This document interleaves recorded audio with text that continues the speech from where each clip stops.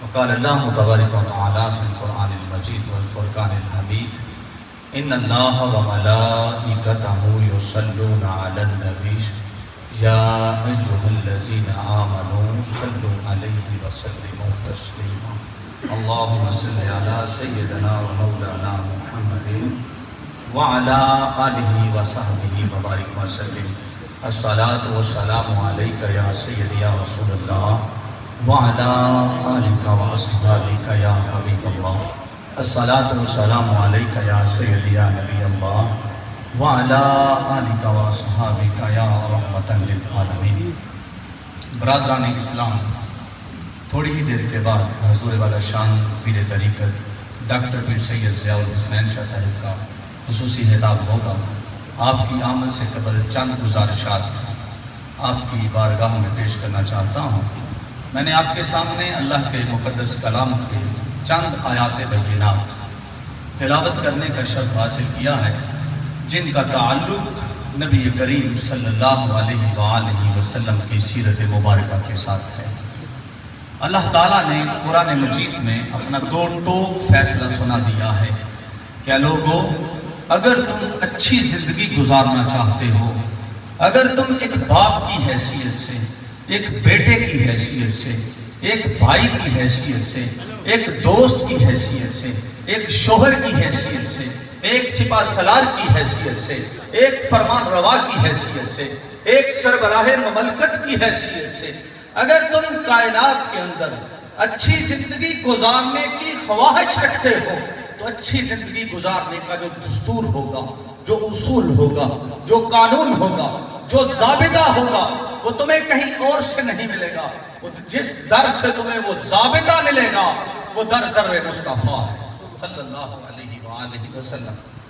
اللہ تعالیٰ نے سورۃ الاحزاب آیت نمبر 21 میں ارشاد فرمایا، لَقَدْ كَانَ لَكُمْ فِي رَسُولِ اللَّهِ أُسْوَةٌ حَسَنَةٌ، کہ تمہارے لیے میرے نبی کی زندگی میں بہترین نمونہ ہے۔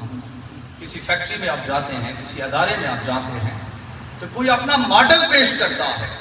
فیکٹری والے کو کوئی آرڈر ملتا ہے تو باہر سے ایک آرڈر جو آتا ہے اس سے قبل وہ اپنا سیمپل بنا کر بیچتا ہے، وہ اپنا ماڈل بنا کر بیچتا ہے کہ جس کے مطابق اس نے پوری لاٹ تیار کر کے کسی ملک میں بھیجنی ہوتی ہے۔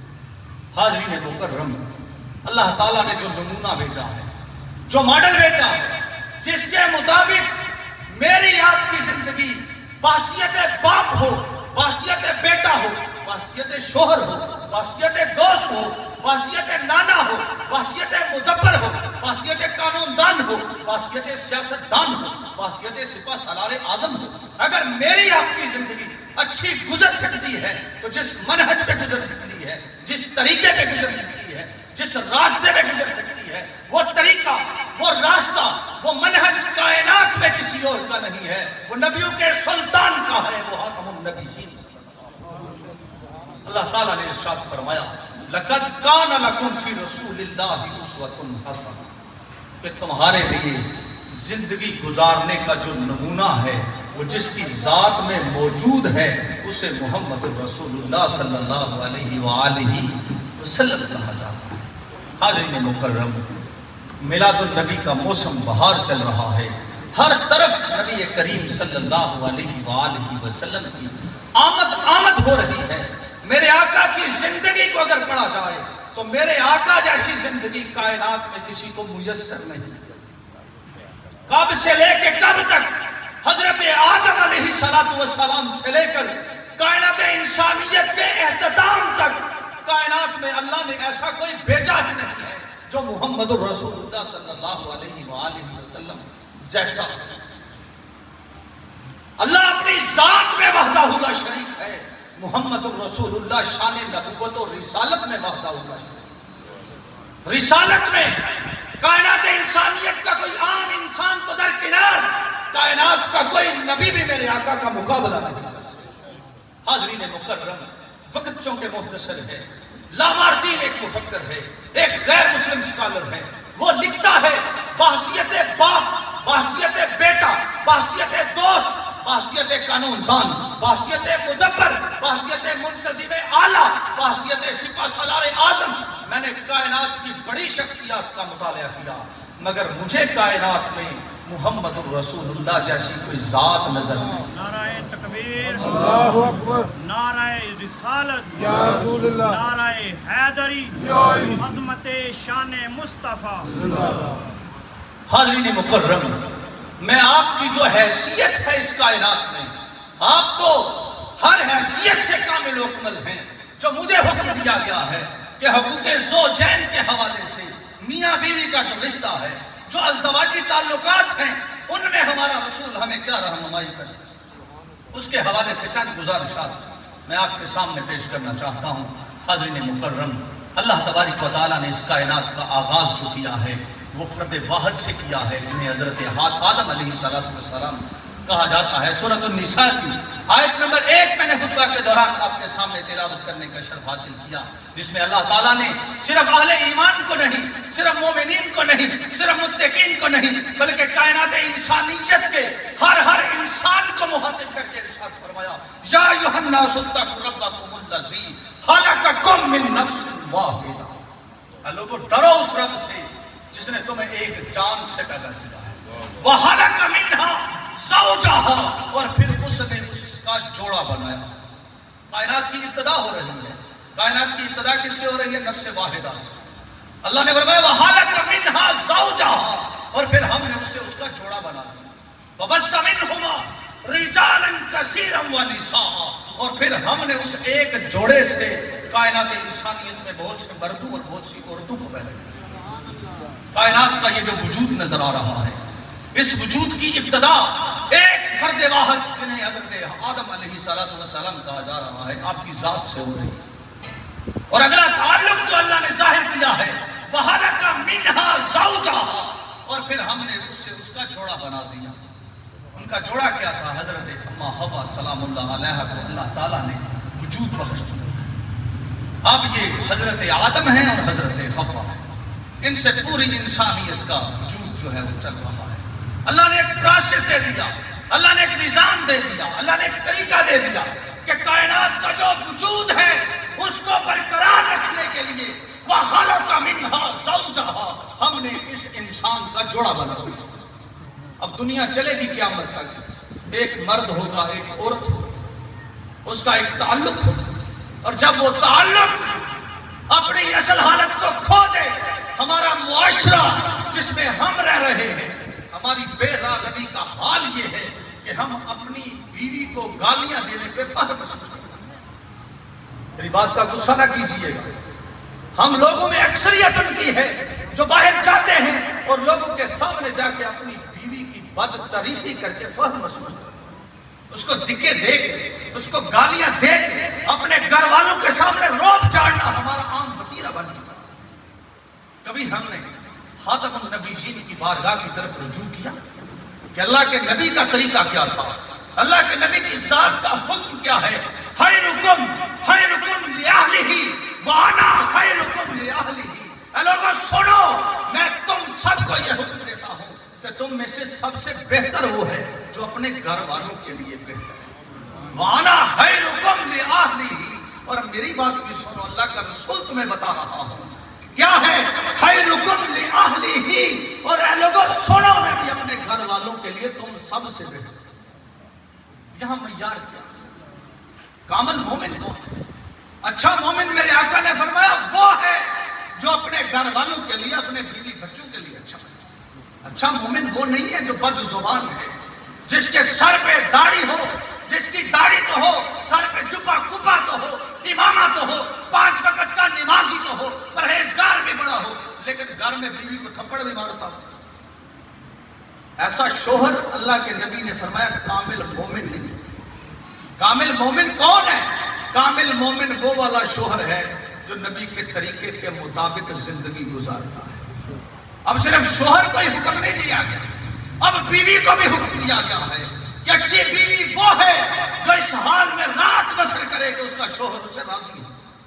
اگر اس کا شوہر اس سے ناراض ہے، اگر اس کا شوہر اس سے راضی نہیں ہے، تو اللہ تعالیٰ کے ملائکہ اس انسان پر لعنتیں برساتے ہیں۔ یہ میں مفہوم صرف بیان کر رہا ہوں کیونکہ وقت اپنے دامن میں اتنی وسعت نہیں رکھتا، نہیں تو میں متن کے ساتھ آپ کو حدیث مبارکہ اور یہ جو میں مفہوم بیان کر رہا ہوں میرے پاس موجود ہے، اگر کوئی دوست حوالہ لینا چاہے، صحیح بخاری، صحیح مسلم، جامع ترمذی، سنن نسائی، سنن ابن ماجہ، سنن ابی داؤد، یہ جتنے بھی میں مفہوم بیان کر رہا ہوں یہ سیاستہ کے اندر اللہ کے نبی نے بیان کیا۔ اب میرے نبی کی زندگی کیسی ہے؟ اب چونکہ میرے آقا کی سیرت، میرے آقا کی صورت، میرے آقا کا حسن جمال کائنات انسانیت کے لیے نمونہ کی حیثیت رکھتا ہے۔ حاضرین مکرم، پیر صاحب چونکہ میرا خیال ہے تشریف لا چکے ہیں، آخری بات کر کے میں اجازت چاہوں گا۔ حاضرین مکرم، میرے آقا کا گھر میں رہن سہن کیسا تھا، آقا کی زندگی کیسی تھی؟ میرے آقا نے کثیر تعداد خواتین سے شادیاں کی، ازواج مطہرات جو مومنین کی مائیں ہیں، یا نساء النبی لستن کاحد من النساء، نبی کی گھر والیوں تم عام عورتوں جیسی عورتیں نہیں، معیار چینج ہو گیا ہے، سٹیٹس تبدیل ہو چکا ہے، اب یہ نبی کے حرم میں آ چکی ہیں، اب یہ نبی کی بیویاں بن چکی ہیں، اب یہ نبی کی بیویاں بھی ہیں اور قیامت تک کے آنے والے ہر مومن کی مائیں بھی۔ وَأَزْوَاجُهُ أُمَّهَاتُهُمْ، اور نبی کی جو بیویاں ہیں وہ مومنوں کی مائیں ہیں۔ اور یہ بات بھی یاد رکھیے گا کہ ہر مومن جیسے اپنی ماں کا احترام کرتا ہے ویسے ہی اپنے مرتے دم تک آقا علیہ السلام کی ہر بیوی کا احترام کرتا، اب وہ مومن رہے۔ حاضرین مکرم، میرے آقا کا اسوہ کیسا ہے؟ میرے آقا کی عمر مبارک ہے 25 سال۔ کتنی عمر ہے؟ 25 سال کا جوان، عرب کا رہنے والا ہو، جسے لوگ صادق بھی کہتے ہوں، جسے لوگ امین بھی کہتے ہوں، اس جیسا فرزند کیسر روم ہرکل کے دربار میں ابو سفیان نے بتایا، اے ابو سفیان، تمہیں یہ کیسر روم ہرکل میں تمہیں یہ بتاتا ہوں کہ کائنات میں کیا، عرب میں کیا، دنیا میں کیا، ایسا کوئی انسان اللہ نے بھیجا نہیں ہے جو محمد رسول اللہ جیسا۔ حاضرین مکرم، و کائنات کا خوبصورت ترین انسان۔ شادی کس سے ہو رہی ہے؟ 40 سال کی عورت۔ کتنی سال کی عورت؟ ایک دفعہ نہیں 2 دفعہ بیوہ ہو چکی تھی، اور یہ نہیں تھا کہ حضرت سیدہ خدیجہ الکبریٰ سلام اللہ علیہا کو کوئی قبول کرنے والا نہیں تھا۔ حاضرین مکرم، کتب سیرت اٹھا کے دیکھیے گا، عرب کے لوگوں کی لائنیں لگی ہوئی تھی جو حضرت سیدہ خدیجہ الکبریٰ سے نکاح کرنا چاہتے تھے، جو چاہتے تھے کہ اس عرب کی عظیم تاجرہ کے ساتھ ہمارا نکاح ہو جائے۔ عرب میں 2 تاجروں کا نام تاریخ میں ملتا ہے، ایک کو ابو بکر صدیق کہتے ہیں، دوسری کو حضرت خدیجہ الکبریٰ کہتے ہیں۔ حاضرین مکرم، کوئی عام نہیں تھی، کوئی ایسی نہیں تھی جس کو کوئی لیتا نہیں تھا، تو اللہ کے نبی نے کہا میں اس سے نکاح کر لیتا ہوں۔ حاضرین مکرم، یہ میرے رسول کی صداقت تھی، میرے رسول کی امانت تھی کہ آپ ملک شام کے سفر پہ جب اس کا مال تجارت لے کر جاتے ہیں، میسرہ غلام آپ کے ساتھ ہے، وہ مال تجارت جب لے کر جاتے ہیں تو وہ میسرہ غلام آپ کی امانت داری کو دیکھتا ہے، آگے حضرت خدیجہ الکبریٰ کو بتاتا ہے، آپ کے گھر میں پیغام نکاح آ جاتا ہے۔ نبی کریم صلی اللہ علیہ وآلہ وسلم کے چچا ابو طالب اس پیغام نکاح پر خوش آمدید کہہ دیتے ہیں۔ آپ کے نبی کریم صلی اللہ علیہ وآلہ وسلم کے اس پیغام کو، اس پیغام نکاح کو آپس میں جوڑ دیا جاتا ہے۔ جب جوڑا جاتا ہے، نبیوں کے سلطان کی عمر ہے 25 سال اور 2 دفعہ بیوہ ہونے والی خاتون کی عمر ہے 40 سال۔ نمونہ کہاں سے لینا ہے؟ نمونہ وہاں سے لینا ہے جہاں سے اللہ نے کہا۔ دنیا کے کسی مفتی کی زندگی نمونہ ہو نہ ہو، کسی عالم کی زندگی نمونہ ہو نہ ہو، کسی خطیب کی زندگی نمونہ ہو نہ ہو، میرے آقا کی زندگی کے نمونہ ہونے میں جو شک کرتا ہے وہ مسلمان ہی نہیں۔ تو اللہ تعالیٰ کا یہ فرمان ہے، لَقَدْ كَانَ لَكُمْ فِي رَسُولِ اللَّهِ أُسْوَةٌ حَسَنَةٌ، کہ میں نے اپنے نبی کی زندگی کو تمہارے لیے بہترین نمونہ بنا کر بھیجا۔ میرے آقا 25 سال کی عمر، حضرت سیدہ خدیجہ الکبریٰ سلام اللہ علیہا کی عمر مبارک 40 سال ہے، اور پھر زندگی کیسی گزرتی ہے؟ نبیوں کا سلطان ہے، خاتم النبیین ہے، جب تک حضرت خدیجہ الکبریٰ آپ کے نکاح میں رہتی ہیں میرے آقا دوسرا نکاح بھی نہیں کرتے۔ آج مستشرقین کہتے ہیں اللہ کے نبی نے نکاح کیا، میرے نبی کے جتنے بھی نکاح تھے وہ سب اسلام کی خاطر تھے، وہ اسلام کو وجود بخشنے کی خاطر تھے، وہ اسلام کو پھیلانے کی خاطر تھے، اور عرب کا یہ دستور تھا جو ان کا داماد ہوتا تھا وہ اس کی حیا کیا کرتے تھے، اس کی شرم و تو حیا کا ان کو احترام. میرے آقا تاجدار کائنات صلی اللہ علیہ وآلہ وسلم حضرت خدیجہ الکبریٰ کے ساتھ بڑی خوبصورت زندگی گزار رہے ہیں. آپ پہ پہلی وحی آتی ہے، اللہ کا کلام جبریل امین علیہ السلام لے کر غار حرا میں پہنچ جاتے ہیں. غار حرا میں جبریل امین پیغام لے کر پہنچتے ہیں. ادھر اللہ کے نبی نے آ کے اللہ کا پیغام جس کو سنایا، سب سے پہلی ذات جس کے کانوں میں پیغام الہی اور پیغام مصطفی پہنچتا ہے وہ کوئی اور نہیں ہے، وہ مومنوں کی ماں حضرت خدیجہ الکبریٰ. آپ کا تعارف اس لیے کروا رہا ہوں کہ میں آپ کو بتاؤں کہ اچھی بیوی جو ہوتی ہے اس کا مقام کیا ہوتا ہے. 10 نبوی میں آپ کا وصال ہوتا ہے. میرے نبی کو اعلان نبوت فرمائے ہوئے ابھی 10 سال ہوئے. ابھی نماز کا حکم نازل نہیں ہوا. نماز کا حکم شب معراج پہ نازل ہوا تھا. ابھی روزے کا حکم نہیں نازل ہوا. ابھی زکوٰۃ کا حکم نازل نہیں ہوا. ابھی حج بیت اللہ کا حکم نازل نہیں ہوا. ابھی صدقات دیے تو جا رہے ہیں لیکن فرض صدقات کا حکم ابھی نازل. آپ نے نہ تو کوئی نماز پڑھی ہے. وہ جو فرض نمازیں ہم پڑھتے ہیں، سیدہ خدیجہ الکبریٰ نے 5 وقت کی فرض نمازیں نہیں پڑھی. بڑی ذمہ داری سے بتا رہا ہوں، آپ نے 5 وقت کی فرض نمازیں بھی نہیں پڑھی. آپ نے رمضان المبارک کے روزے بھی نہیں رکھے. آپ نے حج بیت اللہ بھی نہیں کیا. آپ نے کسی جہاد میں میرے آقا کے ساتھ شرکت بھی نہیں کی. پہلا حکم جو غزوہ کا وہ تو 2 ہجری میں نازل ہو رہا. آپ کا وصال تو آپ کی مکی زندگی میں 10 نبوی کو ہو جاتا ہے. اور جس سال اللہ کے نبی کی شریکہ حیات فوت ہوتی ہے، اللہ کا نبی فرماتا ہے صحابہ سنو یہ عام الحزن ہے، یہ غم کا سال. رفیق چاچا حضرت ابو طالب کا انتقال ہوتا ہے. حضور کی زوجہ محترمہ کا 10 نبوی کو انتقال ہوتا ہے. 2 بڑے معتبر سہارے، 2 بڑے عظیم سہارے. یوں تو میرے آقا کو دنیا کے کسی سہارے کی ضرورت نہ تھی، مگر اللہ تعالیٰ نے آپ کو جو 2 ظاہری سہارے عطا کیے تھے ان میں ایک سیدہ خدیجہ الکبریٰ کی ذات بھی تھی، ایک حضرت ابو طالب کی ذات. تمہیں سیرت آپ اٹھا کر دیکھیے گا، حضرت ابو طالب کے پاس جب کفار کا لشکر آتا ہے اور آ کے آپ کو سمجھاتا ہے، اے ابو طالب اپنے بھتیجے کو سمجھا لو کہ لات منات عزا بدھ سوا شغوث یعوق نصر بحیرہ صائبہ وسیلہ حامی کو برا کہنا چھوڑ دے. فرمایا ہے چچا یہ ان کو برا کہنے کی بات جو کر رہے ہیں ان کو بتا دے کہ میرے دائیں ہاتھ پہ سورج بائیں ہاتھ پہ چاند بھی رکھتے ہیں تو محمد الرسول اللہ اس منصب کو جس کو ادا کرنے کے لیے آئے اس کو ادا کرنے سے کبھی باز. مجھے تو اللہ نے بھیجا ہی اس لیے ہے کہ میں نے خدا کا پیغام پڑھ کے سناؤں. حاضرین مکرم، سیدہ خدیجہ الکبریٰ آپ کو ان کے ساتھ بڑی محبت تھی. اللہ کے نبی اپنی بیوی کے ساتھ بڑی محبت کیا کرتے تھے. بیوی کو گالی دینا میرے آقا کی سنت نہیں ہے، اور بیوی بھی اپنے شوہر کے بارے میں بد کلامی کرے یہ سیدہ خدیجہ الکبریٰ کی سنت نہیں. اپنا سارا معلوم متا. ابھی احکامات اسلام نازل نہیں ہوئے لیکن آپ کا جو مقام ہے وہ اتنا بلند اس لیے ہے کہ اپنا تن من دن اپنی ہر چیز میرے آقا کے قدموں پہ نشاور کر دی. اپنی ہر چیز نبیوں کے سلطان کے قدموں میں آپ نشاور کر دیتی ہیں. آپ کو یہ مقام اس لیے ملا ہے کہ آپ نے اپنی زندگی کا ہر لمحہ نبیوں کے سلطان کے قدموں پہ قربان کیا. نبی کریم صلی اللہ علیہ وآلہ وسلم کی محبوب زوجہ کا جب انتقال کا وقت آتا، نعرہ تکبیر، نعرہ رسالت، نعرہ حیدری، عظمت و شان مصطفیٰ.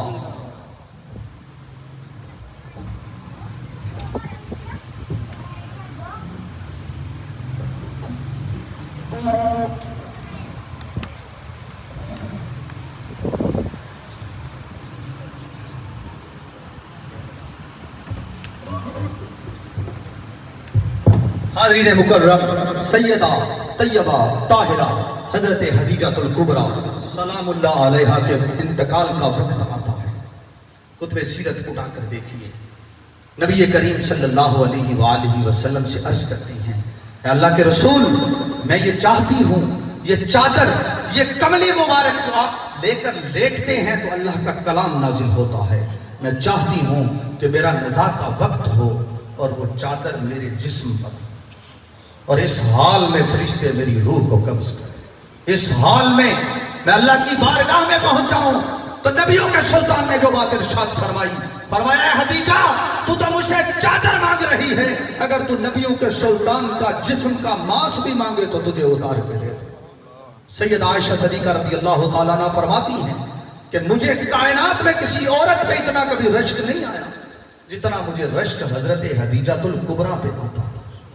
ابھی میں نے ان کو دیکھا بھی نہیں ہے، لیکن میرے آقا نبیوں کے سلطان حضرت خدیجہ الکبریٰ سلام اللہ علیہ کا تذکرہ اس انداز میں کرتے تھے کہ مجھے اب ان پہ رشک آتا ہے۔ کائنات کی کسی عورت کا تذکرہ میرے آقا نے اتنے جوش و جذبے سے نہیں کیا جتنے جوش و جذبے سے سیدہ خدیجہ الکبریٰ سلام اللہ علیہ کا ذکر ہوتا ہے۔ حاضرین مکرم، اللہ کی بارگاہ میں دعا ہے کہ اللہ تعالی ہمیں قرآن کو صاحب قرآن صلی اللہ علیہ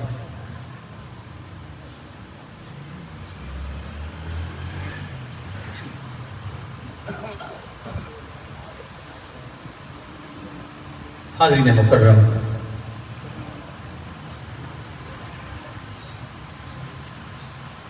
حاضرین مکرم، میں اب نعت رسول مقبول صلی اللہ علیہ وآلہ وسلم کے لیے دعوت دیتا ہوں جناب محترم ساجد مقبول صاحب کو کہ آپ تشریف لائیں اور اپنے محسوس انداز میں نبی مکرم صلی اللہ علیہ وآلہ وسلم کی بارگاہ عالیہ میں ہدیہ نعت پیش کریں۔